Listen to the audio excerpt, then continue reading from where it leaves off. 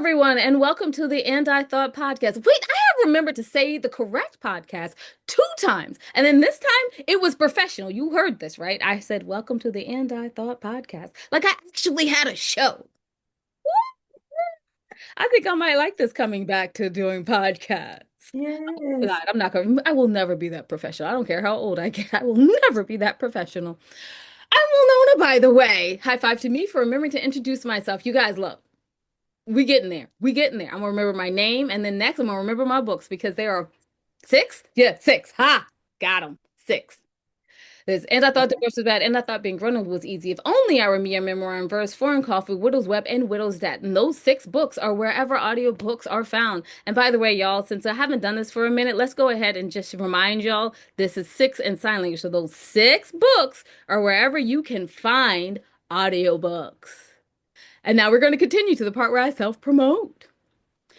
So you could go ahead and find the rest of the 21 books, because there's a total of 27, because 21 plus 6 is 27, y'all, at www.audiobooks, audiobooks, www.andithoughladies.com. Why am I up in here trying to give stuff to other people?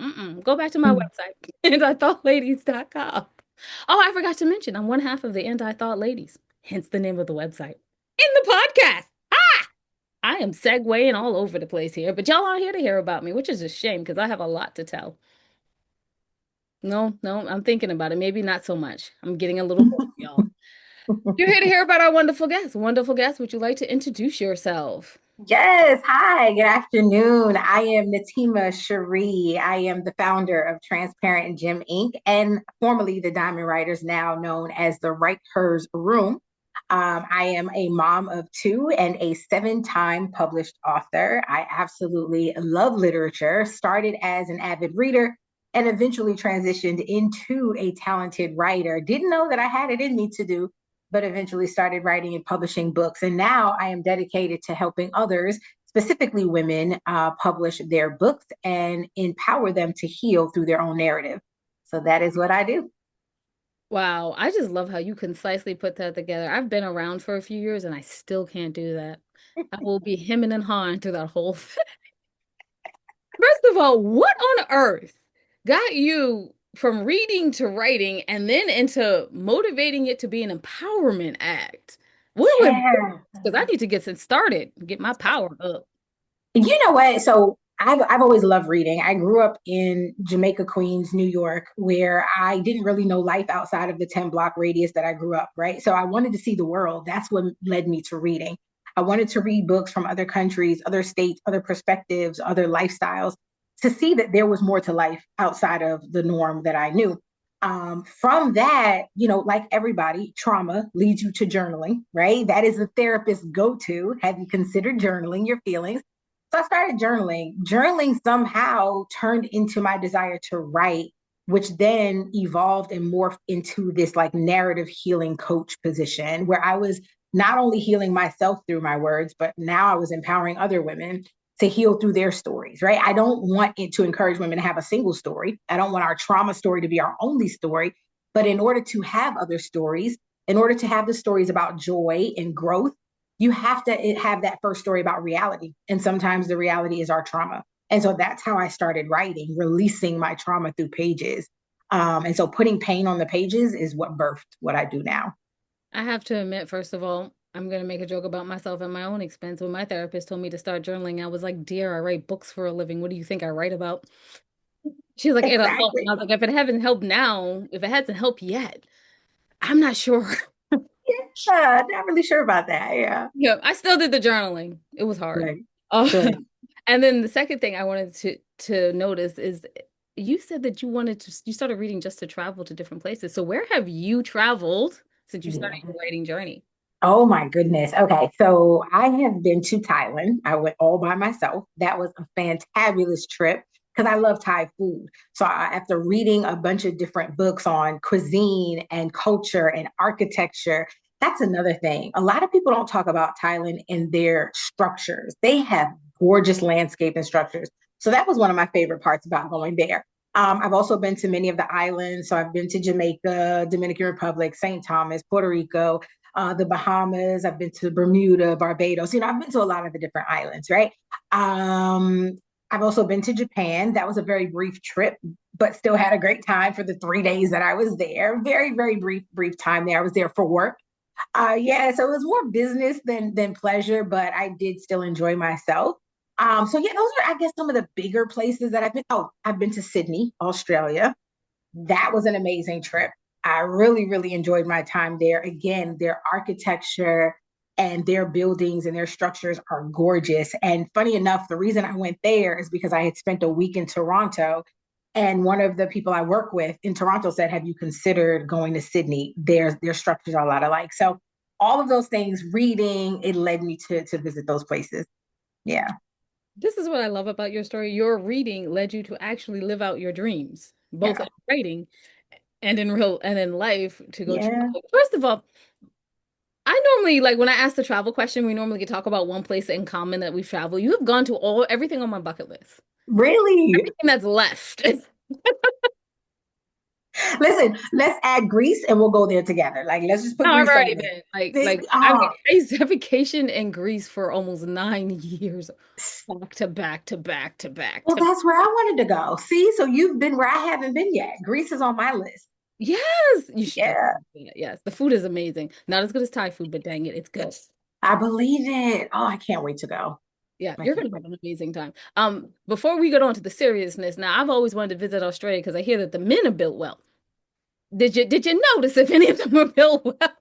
And I will say this: there is a population in Australia that it's like Caribbean or African folks that have, relocated and and it's spot on what you've heard. It is Okay, still getting that ticket then. say Tima sent you. That's all I'm gonna say. Go That's on where. the bottom of my bucket list, though. It's on the bottom because I was like, going someplace just to see what the men look like, not the best idea. But But the not too bad, not too accents, bad, actually. it's the accents and the muscles, and they eat well, so they have great skin. I would move it up a bit. Just move it up a couple of notches on the list. That's all. That's all. Oh my God. Okay, I will do that. Thank Yeah, you. I of know I'm gonna course. get there before Thailand. But anyway, now back to the serious business about talking about like empower her, right? Her story? Oh God, Empower her. That's empower okay. her.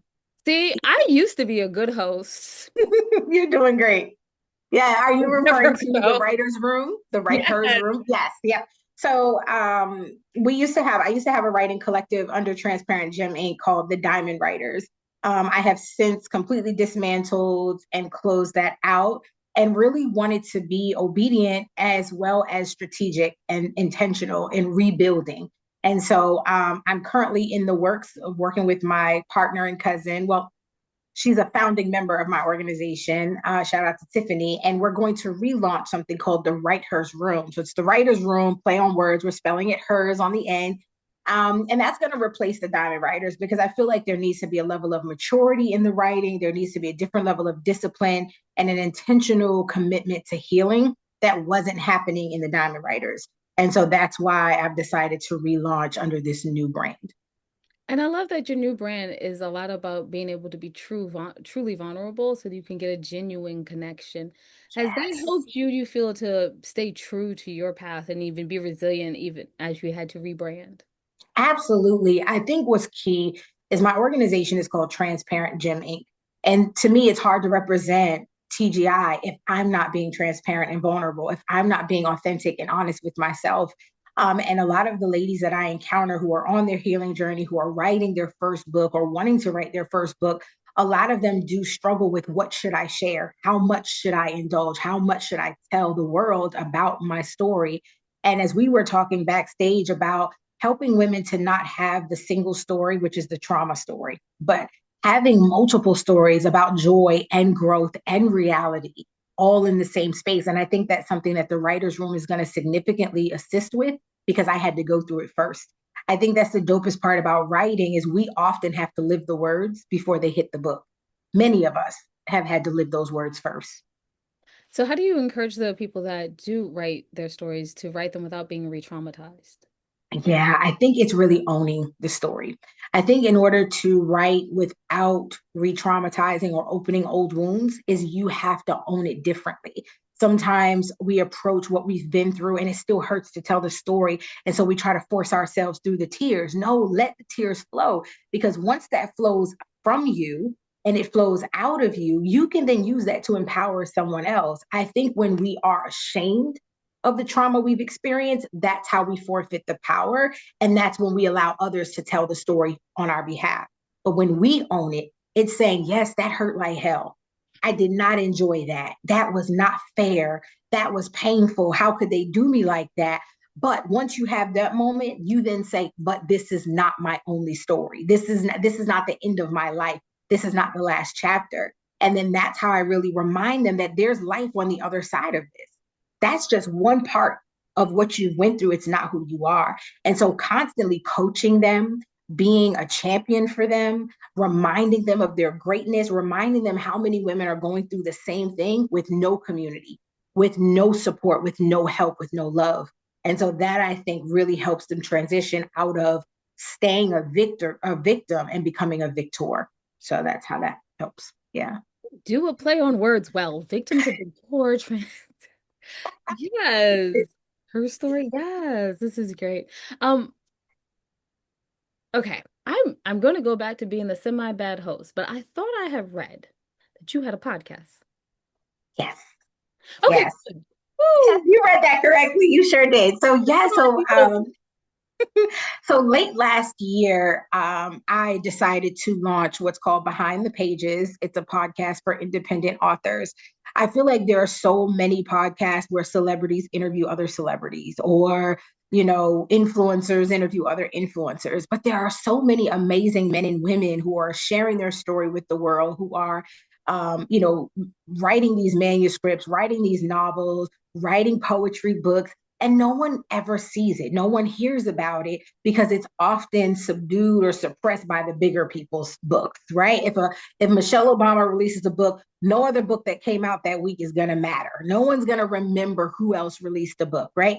And then we have people who publish independently, and their books get lost on KDP and Amazon. They get lost on Lulu. They get lost on Barnes and Noble. And so I created this platform not only to give a voice to the stories, but to also promote them, to say, look, your work is fantastic. And I'm so glad you published it. I'm so glad you decided to leave your legacy on paper. Why don't you tell my audience about it? And so it's just my way of giving back to the literary community, the independent literary community, in which I love so much, that has really nurtured me as a talent and as a writer. So yes, that podcast, we just launched August, and we've already had significant growth and following, and different guests. And so continuing to bring guests on, hint hint, I'd like to have the poetry writer on my podcast. So yeah.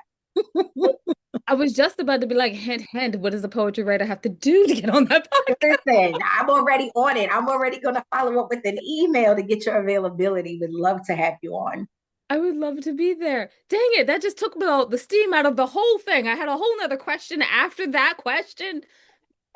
We gotta try to rearrange now. It's just fine. This brings me to the more serious question, because I was gonna have fun, then come back to being serious. So we're at serious again. Yeah. Um, After writing a trauma book, which I am familiar with writing a trauma book and Mhm. trauma book.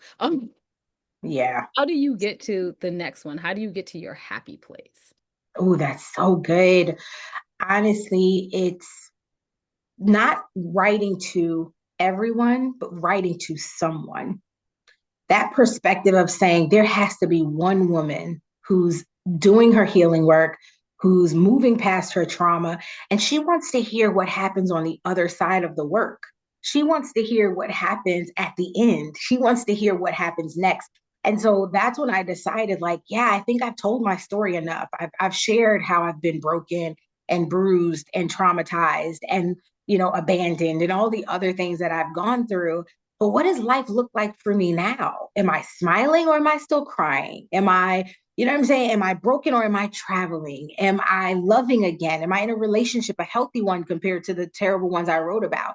And so I think it's fair for our readers, for them to hear that there is love and restoration and recovery on the other side of the trauma and the pain. But if we keep writing about the pain, they're going to think that's what life looks like, that it's just decades of brokenness and trauma and pain, but really there is love on the other side. There is reconciliation, there's forgiveness, there's wholeness. There's so much that happens when you decide to do that healing work. So the healing work is this hurt, it was painful, it was unfair, but I'm not staying there. And so I'm gonna write about it so that I can release it. And then once I release it, I'm gonna allow myself to live. And so that's what I share, how I'm now allowing myself to smile more. I am giving myself permission to trust people again. I am opening my life up to someone who won't do me like those before this person had done me. So I think that's really important for people to see, that we can have that on the other side of our pain. I love that. I absolutely love that. This does bring me to the other question since I, again, have written about trauma. Yeah. Sometimes you run into the reader that has no experience in life. What does your book offer to them? Because I Oh remember man. getting a review from a reader that obviously had no experience in life. And you're like, Yeah, like they can't relate, right? It's like, oh, this is foreign to them. Oftentimes when I have an inexperienced reader who has never, like, for example, again, I grew up in Jamaica, Queens.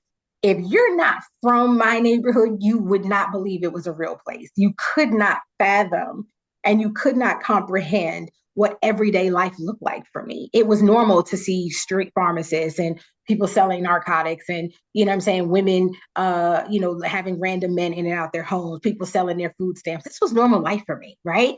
If I try to tell that to someone who grew up in the suburbs with two parents in the home, the picket fence, you get what I'm saying, the dog, they can't believe that that's real. They believe that's just a show on TV, that that's not life. So what I often do is introduce them and then invite them to consider someone else in their life.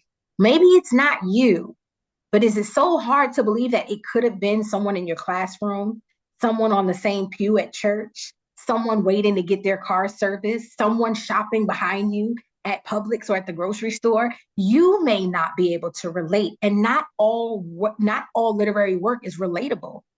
Not all of it is relatable, but it is relevant and it is real. And so that's what I constantly tell them. Be open minded enough to believe that this is real, that this could really happen, or have someone had really come through this. So, yeah, that's how I help them along. thank Yeah, you. of This is course. so much joy. The way I dealt with it, I wrote a whole nother book. That's a good I was like, idea. obviously, you need something different. Let's try a whole nother book. I love that. Hey, we get our motivation certain ways. Yeah. What do you hope that starting your incorporation will help women do? I mean, other than, of course, find their power. Like when they're done, what are you hoping Yeah. to put into the world? Yeah, I'm hoping that it launches and propels them into what they're called to do. I think sometimes before we release the trauma through writing, before we do the narrative healing work, we carry so much trauma and pain that there's no room for purpose. There's no room on our plate for destiny or promise or, ambition and dreams, because we literally only have capacity for what's hurting us, right? I always hear the phrase that pain makes us selfish. In the same way, pain keeps us from ourselves. We're always so busy trying to keep the pain from hurting that we're not seeing what else is in us. And so, what I'm hoping is, as I continue to aid women to do their healing work through narrative, and I continue to help them to publish their stories, that it then propels them into something else. Like whether you want to go on to be a speaker, write more books, maybe you want to become an artist, maybe you want to do poetry, maybe you now want to help people to publish. And so you start your own organization, whatever it is that I hope they birth inside of them. I consider myself a literary midwife. I'm just here to help you birth something great through your story. And hopefully, as a result of your story, you then recognize your own destiny, which is to do something beyond this book or this contribution to an anthology, whatever it is that you're called to. You go forth and do something great. So that's what I hope to continue doing for women. Now, what are you going to do great with this? Yeah. Oh my gosh. I have so much on my plate, sis. Like there's so much I want to do. I think sometimes I'm overly ambitious, but the next thing that I'm working on is my personal memoir. I have written about my trauma and my pain, and I have written about hardship, and I have helped other women write, and I have contributed to their writing, but I haven't actually invited people into know me, like to true intimacy, into me see. Like I want to invite people into who the little girl is that grew up in New York, who's the girl that was in the movie Fresh, and then what did she do when she got married at 21, and who did you become after divorce? Like I want to share more of that story in a in a sequential, from a sequential standpoint. And I think that it's going to connect the dots for people who make a lot of assumptions about who I am because they're only getting bits and pieces of my story through anthologies and through different workbooks and speaking. But I think if I center it and put it all in one place in one book where there are no gaps, there are no assumptions, there is no misunderstanding, I think people are going to see me differently and embrace me. So that's a big goal of mine to show the world who I am from a whole standpoint, not just the pieces of me that you've come to know on social media. You said from who was in a movie Yes, and became literary. So you were a visual artist first? yes, yes. At the age of Maybe 11, a visual artist. Okay. yeah, Because yeah, most readers, writers, we're like, don't you show my face. yeah. So funny enough, I was in the movie Fresh. It's a cult classic that came out in 1994 with Samuel Jackson and Sean Nelson and a couple of other stars. It was my, I think, second time in front of the camera. I had done like some other stuff locally, but this was my first big, silver screen film that I had done. And after the fact, everyone was like, "Do you want to continue? Do you love it?" And I'm like, "No, I just want to go back to my writing." Like I wanted to go back in the corner and finish writing, right? Looking back, in hindsight, I'm like, man, I probably should have stuck with it. Seeing how a lot of us are now behind the camera. That's honestly where I wanted to be. I liked being in front of the camera, but I feel like my true talent is directing and writing. And so I would love to go back, especially being here in Atlanta, where you have, TP Studios and you have so many other projects that I can get involved in. So that's probably on my goal list as well to get back into that space. So let me understand this. You will be opening your own production house? Hint, This hint. is what it sounds like, right? Like put that on like a long-term goal. Yes, yes, yes. Long term. Yeah. Sweetie, I have a show that I produced and directed. It was on Amazon. So you saying that I need to audition for you is what you're Yeah. telling me. Believe me, I had no business doing that. You know what my long term was? I signed a contract and 7 days later they were like, "Where's the product?" So, I made a show. This does not have to Girl. be long term. Okay, so move that up on the list. I got you. I'm Yeah, hearing you loud you and know where clear. how Sydney's moving on mine. That's moving up on yours. I love it. I love it. Yes, I'm gonna move mine up. Yes, Yes. Get your production house, get on Tubi if you can, and then move on from there. yes, thank you for that. I appreciate that. I receive it. Yes. Okay. And then, after this, I will start talking to you about things that you can do to get like Hollywood to pay attention to you quicker. Thank you. Look at this. You are such a gem. I swear. Thank you. I'm not sure if any of it has helped me, but it's helped others. Isn't I that learned the about it, it's case? helping them. But isn't that the case? Like that's the same for me. Like some stuff that I pour into others, they go and do big things with it. And I'm like, I've had that in me this whole time. And where's mine? But yeah, some stuff we're supposed to give. Yeah. Think Yeah. so. Yeah. Yeah. Okay, so let me wrap this up because I told you 15 to 17 minutes, and per the normal, it is not. It's okay. It's all Okay. right. So where can we find out more information about you, about your organization, and listen to your podcast? Yes, thank you. So we're on YouTube. Our media is Cut and Clarity Media. You can find us on YouTube. I'm also on Instagram as Cut and Clarity. And then you can also follow me on Natima_Sheree. And then I have a website, natimasheree.com, as well as transparentgeminc.com, which is the mother company of all the other things that you heard today. That's the parent company. So in essence, what she's telling me is that she's seriously busy. And I said the last question before I recognized I need to say one more question. That's okay. There I go again, adding question 9 and 10. It's fine.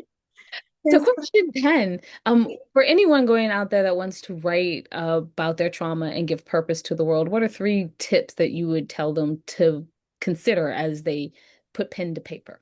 Oh, I love that. First would be adopt the 70/30 methodology. The 70/30 methodology is writing from a perspective of 70% from your joy and your growth. So, what you've been through, how you overcome it, and how it's changed you. And then the other 30% from your reality. So, it's what are you going through currently? What challenges are you facing? And how are you moving through them?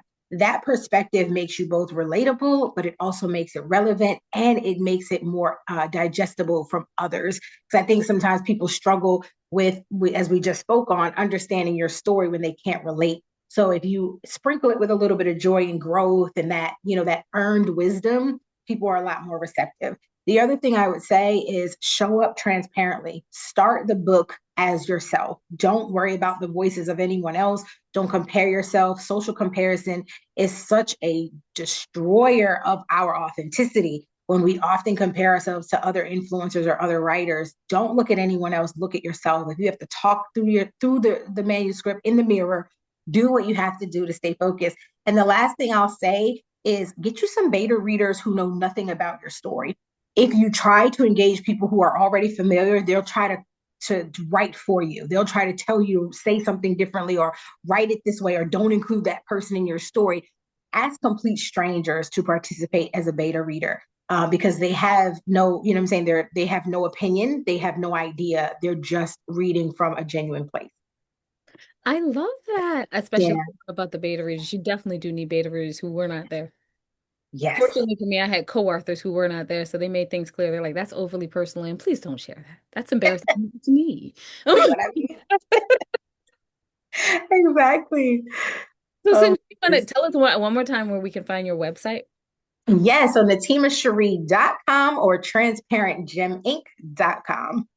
See, look at that. That's me going back to make sure that we got that in.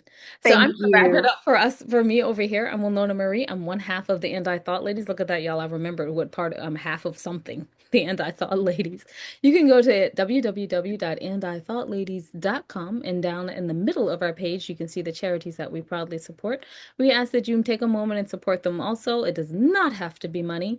It could be, your wisdom, your skill set, or you could get your hands actually dirty and go build a orphanage in Ethiopia. Who knows? Whatever one you decide, we thank you in advance for that. Remember that wisdom is all around you if you're open to finding it and accepting it. So peace and love, you guys, from Winona and the Missing Jade. Oh yeah, thanks for listening.